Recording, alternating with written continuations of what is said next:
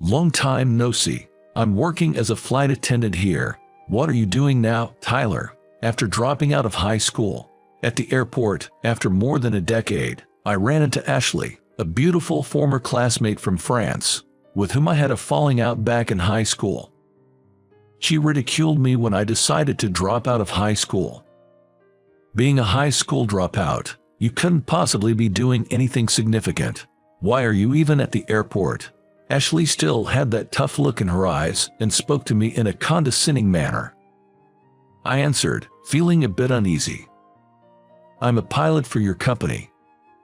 What, you? A pilot? That's impossible for a high school dropout. Well, actually, as I was about to explain, she was called away by a colleague and left. Ashley and I reunited under the worst circumstances. Little did we know, from this point on, our lives would become intricately intertwined. My name is Tyler. I'm a first-year high school student, part of a family of 4 including my parents and younger sister, Sky. My father's parents have passed away, but my mother's parents are still alive. They live in France, and my grandfather is French. So, I'm a quarter French. When you're a quarter, classmates often ask, can you speak French? But being a quarter doesn't mean you're born with the ability to speak French. I'm currently studying hard to communicate with my non-English speaking grandfather via video calls. I haven't met my grandparents yet, but hope to visit France and meet them soon. This makes me passionate about my French classes, putting extra effort into both preparation and review. In my class, there's Ashley, a returnee from France, and we always compete for the top spot in French tests. Ashley beat me to first place in the last test, so I'm determined to outdo her next time. During tests, everyone sparks off their own rivalries, but our class generally gets along well. Recently, more than half of us went to an aquarium even though it wasn't a field trip. Of course, Ashley and I were part of it too. There, Ashley and I ended up competing in pride, getting a French version of the aquarium guide pamphlet, and had a tough time. After all, it's a guide to the aquarium, so it's full of rare fish names. Since it's all in French, we had no idea what it was talking about. Both of us thought oh no the moment we opened the pamphlet, but with each other watching, it was too late to back out. We spent the day desperately with that French pamphlet, but honestly, we couldn't understand even half of it. Come to think of it, a few weeks before the aquarium, we also went to an aviation museum with a few people. I love airplanes and aspire to be a pilot. Ashley, who got free tickets, invited me and a few close friends. The museum showcased the history of commercial aviation and the latest technology in passenger aircraft, which thrilled me. During a break at the museum's cafe, I passionately talked about how amazing airplanes are, which slightly put off everyone else. But among them, Ashley was the only one who listened without disdain until the end. I guess Ashley must really love airplanes too. Those carefree high school days seemed to have a clear future, but that turned out to be a sweet illusion. It was on a snowy day, as the first year of high school was coming to an end. In our region, it rarely snows, so we didn't have any snow removal tools prepared. But considering the snowfall that night, we decided it'd be best to shovel, so my parents went out to buy one at the home center. The home center, located along the highway and quite far, would usually require a drive, but we didn't have chains, of course. Driving in the snow was deemed too dangerous, so they set out on foot. While my sister and I were house-sitting, we talked about how late Mom and Dad were. They were so late that we joked they might be drinking coffee at a cafe because it was too cold. They were unusually late. Just as we started to worry if they had slipped somewhere, an unknown number called my phone.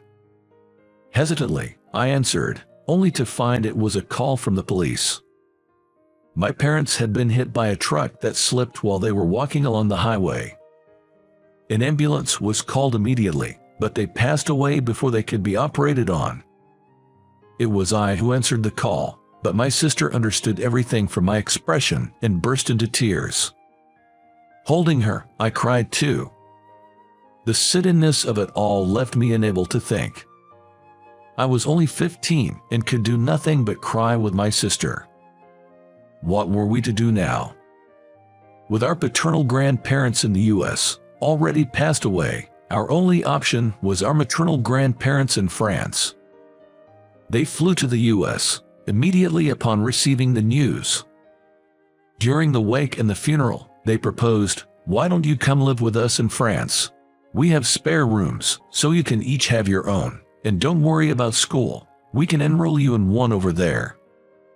Leaving the U.S., where I was born and raised, was daunting, but with our parents gone, we had no choice but to rely on our grandparents, who were kind and made us feel safe. My sister felt the same. "It's sudden, but I'm quitting school and going to my grandma's place in France." When I told my classmates the next day, they were all surprised. Naturally, I hadn't wanted to burden them with the news of my parents' passing, so I kept it to myself. So, for them, it was like the guy who had been off for a week suddenly came back to school only to say he was dropping out. Especially Ashley, who was strongly opposed. "Tyler, come down and think. If you drop out of high school, you won't be able to do anything in the future. You want to be a pilot, don't you?" she said, near tears with anger. But I, having just lost my parents, couldn't afford to consider the true meaning behind Ashley's words. What did it matter if we couldn't do anything? We, siblings, were in trouble right now. Our only reliance was our grandparents in France. I was not without my fears. "It's none of your business. I'm going to France," I snapped. Ashley and I, usually on good terms, shouting at each other like this, shocked everyone in the class. Neither of us had the luxury to care about the surroundings, and we stormed out of the classroom. The next day, and the day after, Ashley was absent from school. Leaving without making up, I departed for France. Years have passed since then. Upon arriving in France, I was immediately enrolled in a high school there. I thought I had studied French quite a bit, but the French medium classes in French high school were truly challenging. My grandparents taught me words over and over again. They would read textbooks and school notices with me, translating them into English whenever I didn't understand. My sister initially struggled to fit into the French middle school, often crying, but within 2 months, she made friends and eventually became better at French than me, even teaching me slang. Thanks to my family, I never failed a grade and progressed through high school. Gradually, I no longer struggled with the language and went on to university. I fulfilled my childhood dream and became a pilot. After working for a few years with a French airline, I was headhunted by an American airline and returned to the U.S. Today, taking in the familiar air of the U.S., at the airport, I suddenly spotted a nostalgic figure. Ashley. During high school, I had a falling out with Ashley, who was now, as a flight attendant in the airline I'm about to join next month, walking confidently in uniform, pulling her carry-on. Ashley, when she saw me rushing over, she widened her eyes in surprise. But then, Ashley said with a hint of condescension, "Long time no see. I'm working here as a flight attendant. What are you doing now, Tyler?" After dropping out of high school, I answered, feeling a bit awkward. "I'm a pilot for your company." "What are you, Tyler?" Ashley looked puzzled. "That's right. How about we grab some coffee?" I was about to invite her to talk about my time in France when it happened. Called by a colleague in the same uniform, Ashley hurriedly ran off. Ashley, who had been beautiful since high school, had become more sophisticated and even more beautiful as an adult. The slim flight attendant uniform suited her very well. I watched her retreating back in a daze. Just before turning the corner, Ashley glanced back at me for a moment. Our eyes met briefly, and both of us quickly looked away in a fluster. After finally meeting, were we still unable to reconcile? I muttered to myself. The fact that I had parted ways with Ashley on bad terms had always been a nagging thought at the back of my mind. Still, working at the same company might mean something. I'm sure an opportunity to make up will come. Shifting my mood, I headed to greet the company. Next month, my first flight with the new company was to Paris. It was my first flight only in the sense that it was with this company. I've been flying for years. It was just another day of flying safely. Safely arrived in Paris, I was taking a moment to relax at the airport. "Tyler, would you like to join me for lunch?"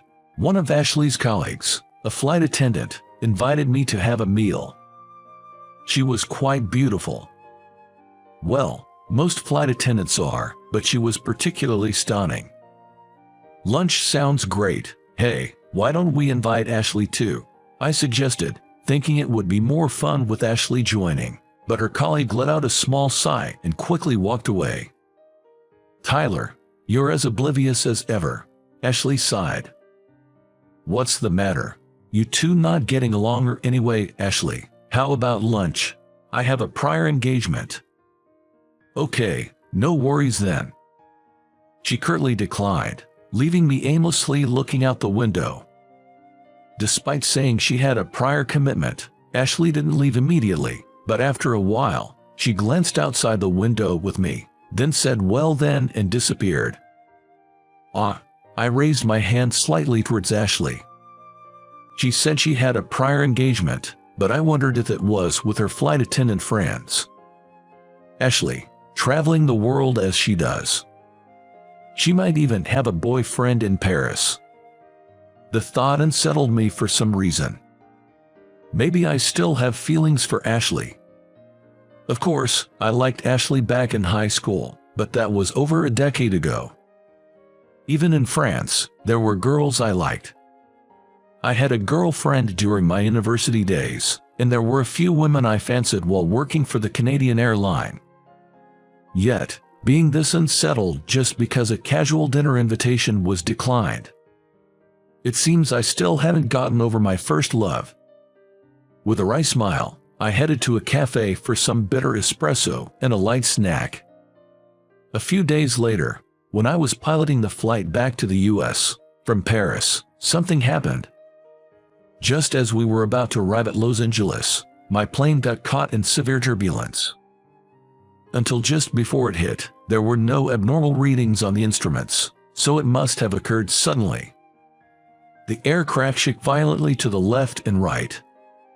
Today, Thomas, who was on his first international flight as a co-pilot, was with me, and he was completely panicked, unable to even report back to the ground as he had been doing effortlessly just moments before. I immediately reported the situation to the ground and requested support. "Excuse me, Tyler, I have a report for you. Several passengers have sustained injuries," Ashley reported while I was requesting support. Though her words were calm, her voice shook, and her complexion, visible in the mirror, was far from good. Turbulence isn't rare when flying, but this time it was unusually intense. "Stay calm, Thomas and Ashley, it's going to shake, but take a sip of water," I said, trying to sound calm and composed, as they are the people I'd want to rely on in an emergency. Though my tone was calm and slow, my mind was racing. Then, a warning light indicating an issue with the engine started flashing. This was unexpected. Still, responding to unexpected situations is part of being a captain. I told myself to calm down 3 times, then took a deep breath. Next, I made an announcement to the passengers, explaining the current situation. Due to the shaking, there's a higher risk of injury, so I asked everyone to be careful. Even though it's an emergency, fortunately, we're close to our destination airport, and I informed them that we're aiming for a landing as scheduled. Simultaneously, I kept in close contact with the air traffic controller.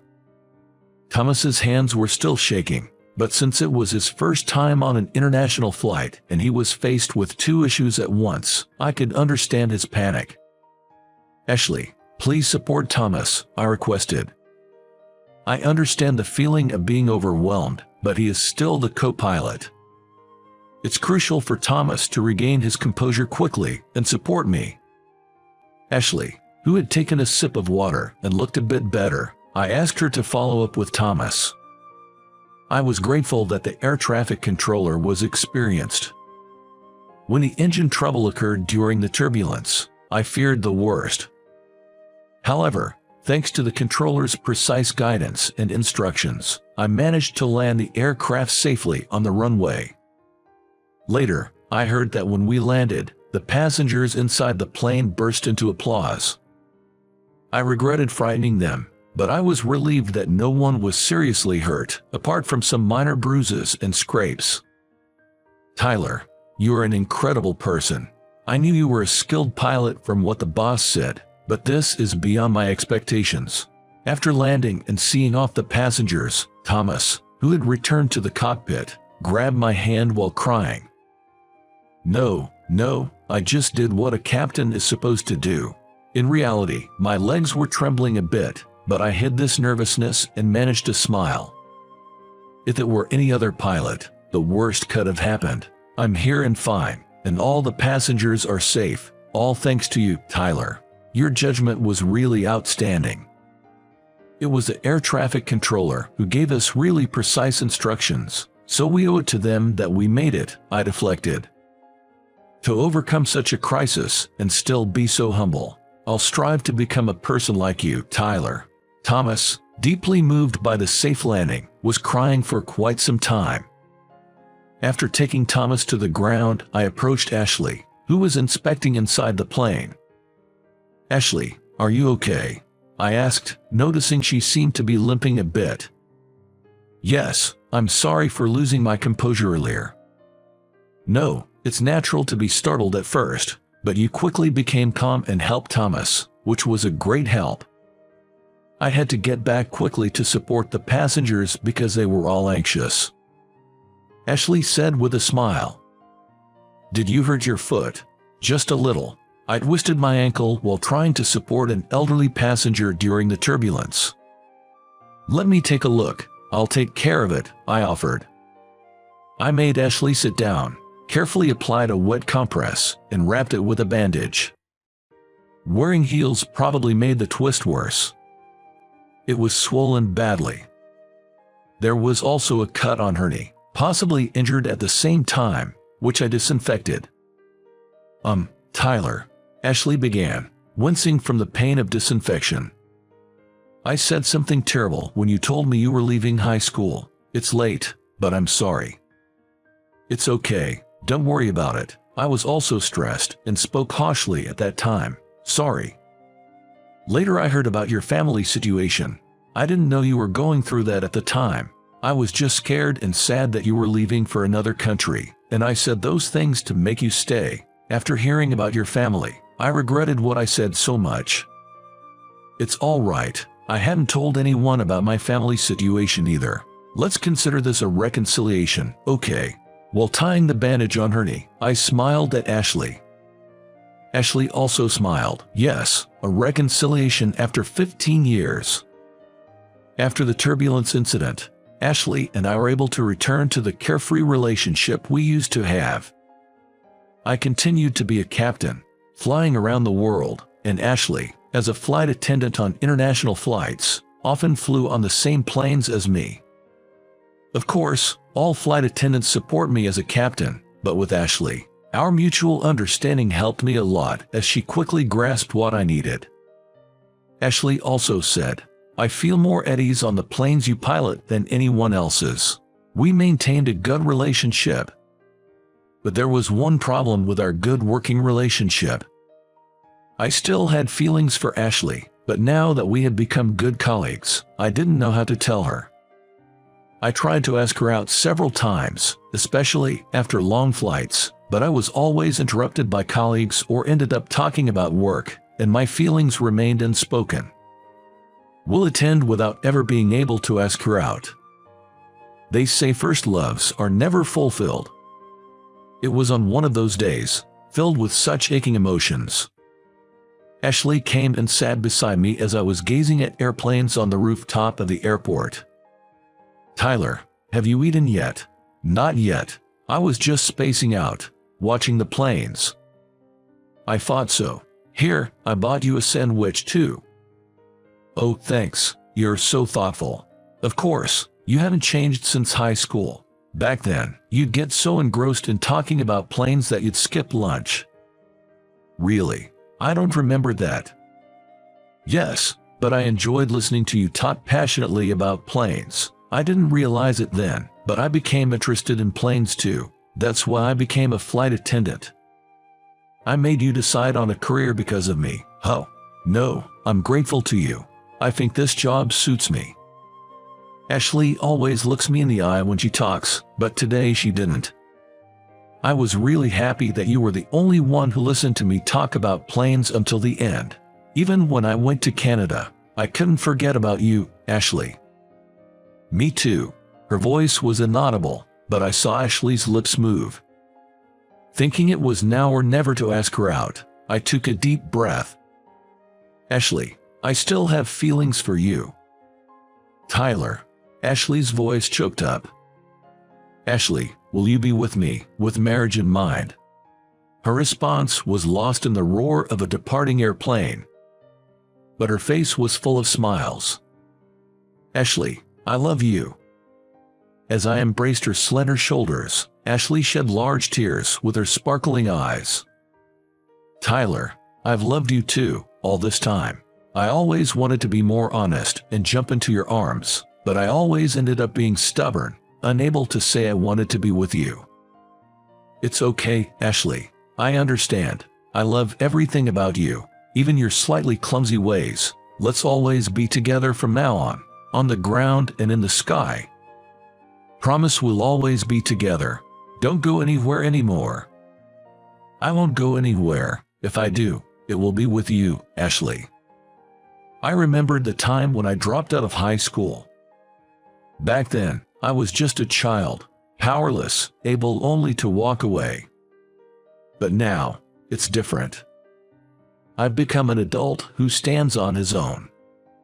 So, I silently vowed to Ashley's tears that I would never let go, never let her feel lonely again. Years have passed since I returned to the U.S. Today, I'm flying with many passengers again. Ashley has now been promoted to chief. She efficiently and sometimes strictly manages the cabin attendants on board. The sky is beautiful. Before departure, gazing up at the sky from the airport, I reflect. Of course, the sky seen from the airport or in private is beautiful. Each country's sky has a different color, its own charm. But the most beautiful, I think, is the sky seen from the cockpit, carrying the lives of our passengers. Perhaps it's this tension that makes the sky seem even more beautiful. My life hasn't been smooth. There were times I was pushed to the depths of unexpected despair, but I'm glad I never gave up. I'm grateful to have grasped my dream. Thanks to that, I'm flying in the sky today. Ashley and I, having fulfilled our first love, are planning to marry this spring. I'll keep chasing what I believe in without giving up. If you don't give up, you can reach your goals someday. With these renewed thoughts, I head to the cockpit,